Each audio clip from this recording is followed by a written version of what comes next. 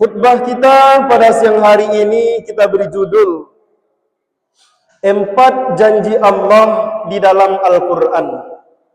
Hadirin yang dirahmati Allah Subhanahu wa ta'ala, ketika kita berbicara tentang janji, maka ketahuilah janji Allah dengan janji manusia tidaklah sama. Manusia jika berjanji sering lupa, sering memungkiri janjinya. Sedangkan janji Allah Subhanahu wa ta'ala, innallaha la yukhliful mi'ad.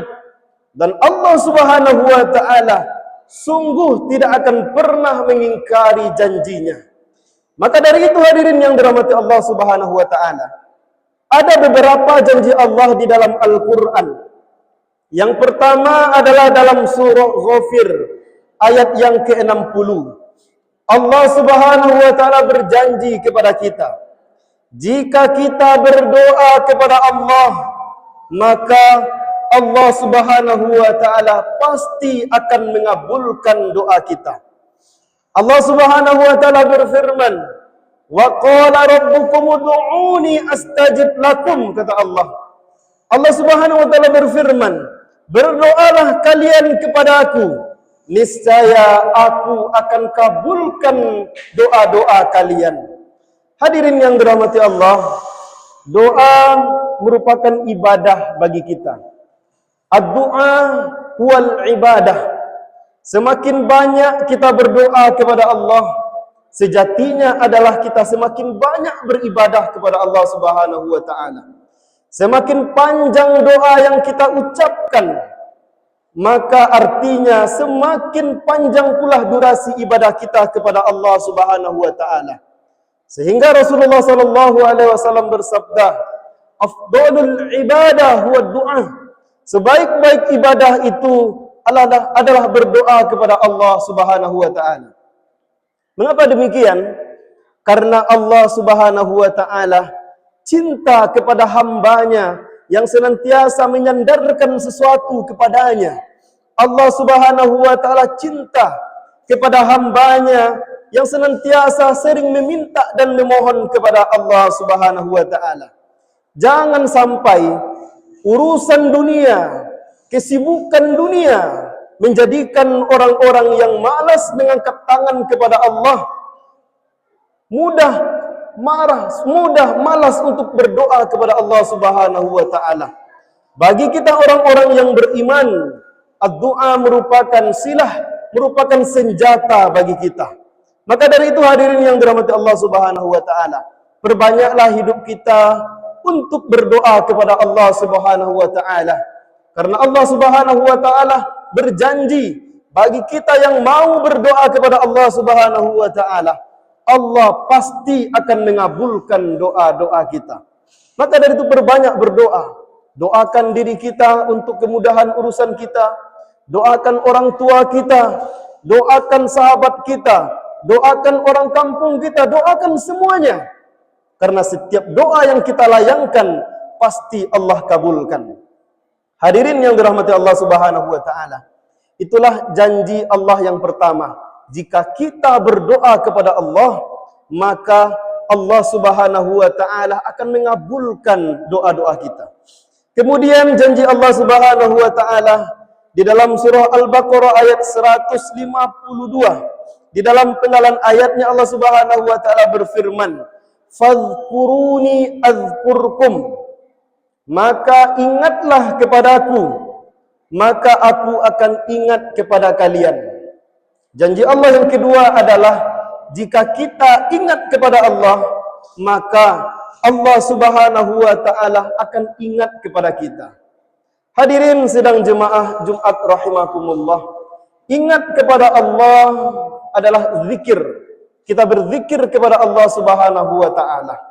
Zikir ini juga merupakan perintah dari Allah Subhanahu wa ta'ala.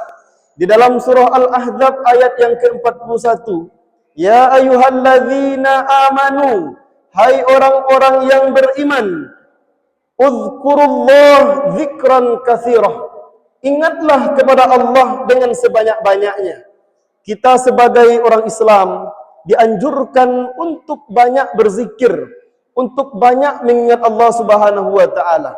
Karena jika kita ingat kepada Allah Subhanahu wa taala, Allah juga pasti akan ingat kepada kita. Jika Allah sudah ingat kepada kita, maka tentu Allah tidak akan membiarkan kita. Allah akan penuhi kebutuhan kita.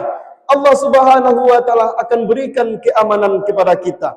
Sedangkan orang-orang yang jauh dari ingatan, dari peringatan Allah, orang-orang yang jauh dari berzikir kepada Allah Subhanahu wa taala, maka kata Allah di dalam surah At-Taha, "Wa man a'rada an dzikri", siapa yang jauh dari peringatanku, siapa yang jauh dari berzikir kepadaku, fa inna lahu ma'isyatan dhanka, maka baginya kehidupan yang sempit.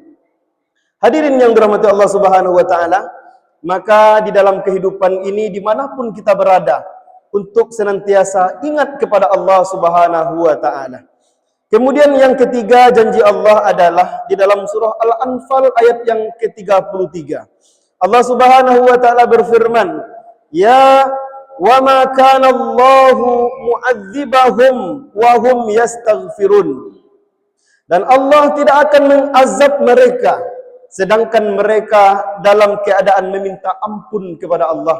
Janji Allah yang ketiga adalah jika kita meminta ampun kepada Allah, Allah akan jauhkan azab dunia untuk kita.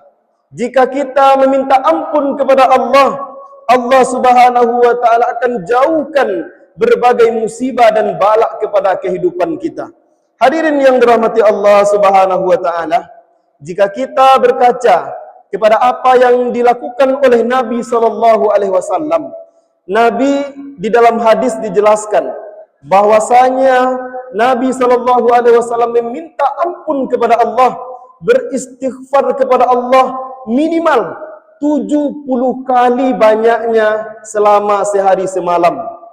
Bahkan di dalam riwayat yang lain diceritakan bahwasanya Nabi sallallahu alaihi wasallam meminta ampun kepada Allah Subhanahu wa taala, beristighfar kepada Allah Subhanahu wa taala minimal di dalam kehidupannya 100 kali.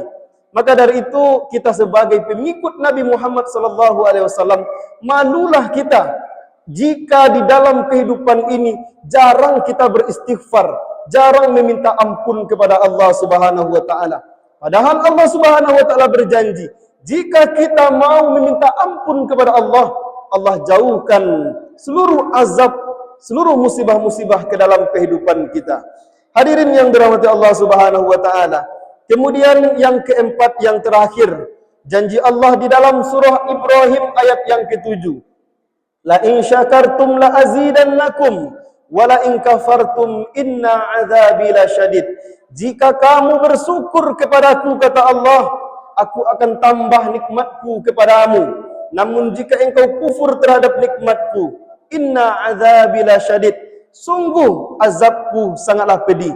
Allah Subhanahu wa taala berjanji kepada kita, jika kita mau menjadi hamba Allah yang bersyukur, maka Allah Subhanahu wa taala akan tambah nikmatnya kepada kita. Betapa bahagianya kita menjadi orang-orang yang beriman ketika Allah berikan cobaan ujian kepada kita. Jika kita bersabar, maka sabar itu merupakan kebaikan untuk kita. Ketika Allah Subhanahu wa taala berikan nikmat kepada kita dan kita mampu menjadi orang yang bersyukur, maka syukur itu juga merupakan kebaikan untuk kita.